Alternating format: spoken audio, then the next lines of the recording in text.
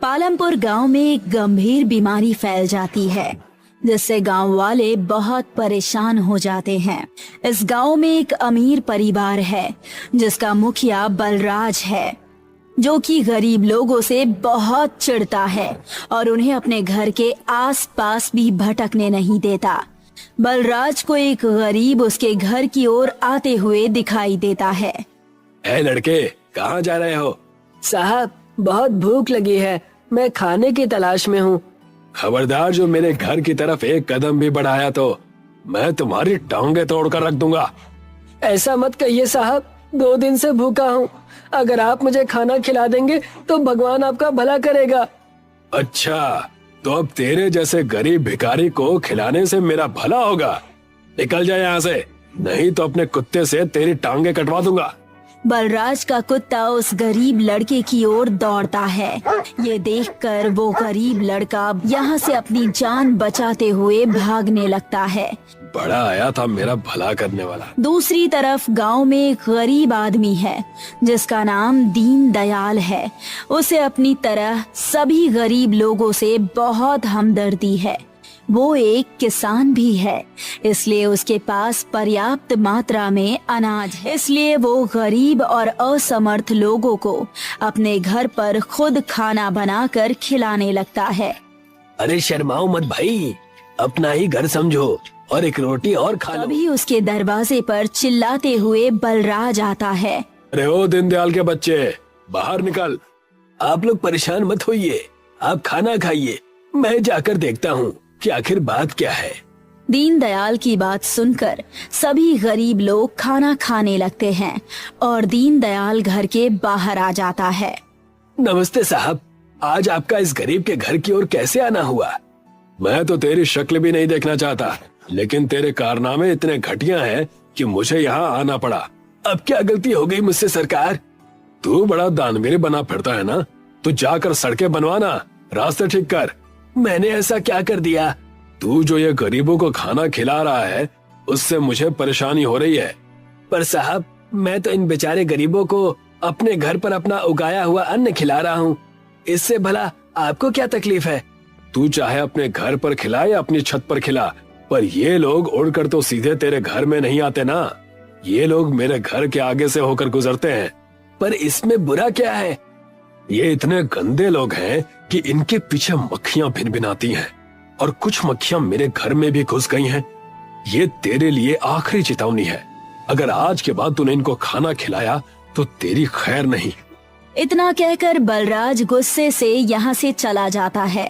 दीनदयाल अपना उदास चेहरा लेकर घर के अंदर जहाँ पर कुछ गरीब लोग खाना खा रहे हैं, जिन्होंने बलराज की चेतावनी सुन ली है। चाचा जी, क्या आप कल से हमें खाना नहीं खिलाएंगे? नहीं बेटा, ऐसी कोई बात नहीं है, तुम चिंता मत करो। तुम्हें जब भी भूख लगे मेरे घर आ जाना और पेट भरकर खाना खा लेना। खाना खाने के बाद सभी गरीब लोग दीनदयाल के घर से चले जाते हैं। दीनदयाल अपने पड़ोसी बलराज की बातों पर बहुत देर तक सोचता है, पर उसका मन नहीं मानता कि वो इस बीमारी के समय में गरीबों की मदद न करे। इसलिए वो गरीबों को खाना खिलाना जारी रखता है। ये देखकर बलराज बहुत चिढ़ जाता है और वो एक पंचायत बुलाकर दीनदयाल पर झूठा चोरी का आरोप लगाता है। मैंने इस दीनदयाल को अपना पड़ोसी और दोस्त माना, पर इसने दोस्ती की आड़ में मेरे घर से 5 बोरी अनाज चुराए हैं। मैं नहीं चाहता ये चोर गांव के दूसरे लोगों के घर में भी चोरी करे, इसीलिए इसे गांव से निकाला जाना चाहिए। बलराज की बात सुनकर और गांव वालों के हित के लिए पंचायत दीनदयाल को गांव से निकालने का फैसला करती है। अब दीनदयाल अपना घर छोड़कर गांव से दूर जंगल में जाकर रहने लगता है। वो जंगल में अपनी छोटी सी झोपड़ी और एक रसोई घर बनाता है। दीनदयाल अपने बचे हुए अनाज से गरीब लोगों को फिर से खाना खिलाना शुरू करता है, पर अब दीनदयाल के पास धीरे धीरे अनाज की कमी होने लगती है। वो एक दिन में कई 100 लोगों का खाना बनाता है। इसी बीच जब वो अपने अनाज भंडार में तो देखता है कि अब उसके पास सिर्फ आधा बोरी अनाज ही बचा है। हे भगवान, मेरी मदद करो। ये महामारी तो थमने का नाम ही नहीं ले रही है और ऊपर से मेरे घर में राशन भी खत्म होने जा रहा है। मैं कैसे लोगों की मदद करूंगा? दीनदयाल बचे हुए आधे बोरी अनाज से गरीबों के लिए खाना बनाता है, जिससे वो एक थाली में कुछ खाना अपने लिए निकाल कर अलग से रखता है।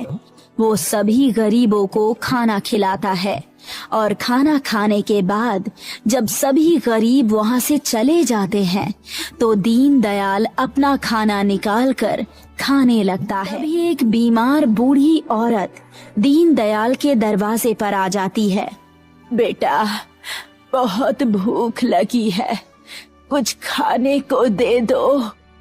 दीनदयाल को उस बूढ़ी औरत पर बहुत दया आती है और वो अपने लिए रखा हुआ खाना उस बूढ़ी औरत को खिला देता। खाना खाने के बाद बूढ़ी औरत वहाँ से जाते हुए दीनदयाल को आशीर्वाद देती है।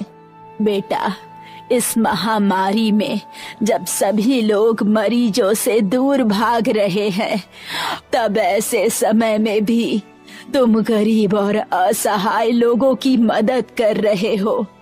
भगवान तुम्हारा भला करे और तुम्हारे इस छोटे से रसोई घर को अनमोल बनाए।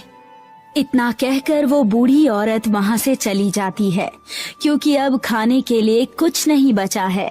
इसलिए दीनदयाल भूखा ही सो जाता है। भूखा सोने की वजह से दीनदयाल को रात में ठीक से नींद नहीं आती, इसलिए वो सुबह होने से पहले ही उठ जाता है और पानी पीने के लिए अपने रसोई घर की तरफ जाता है तो देखता है कि उसका पूरा रसोई घर सोने का बन चुका है। हे प्रभु, आपकी लीला तो आप ही जाने, पर अब मैं गरीब लोगों की और अच्छे से मदद कर सकता। दीनदयाल अपने रसोई घर से कुछ सोना निकालकर और उसे बेचकर मिले हुए पैसों से बीमार और गरीब लोगों की मदद करने लगता है। इसी बीच बलराज को भी बीमारी लग जाती है और वो भी मदद के लिए भटकते भटकते दीनदयाल के घर पहुंच जाता है। मैं किस मुंह से माफी मांगू तुमसे दीनदयाल।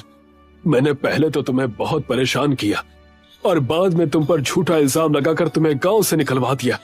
कोई बात नहीं साहब, उस वक्त आपके सिर पर अमीरी का घमंड सवार था, पर आज आपको देखकर लगता है कि मेरे सामने कोई अमीर आदमी नहीं बल्कि एक गरीब असहाय खड़ा है जो मुझे मदद के लिए पुकार रहा। दीनदयाल बलराज को अपने घर के अंदर ले जाता है और उसे खाना खिलाकर कुछ दवाइयाँ देता है।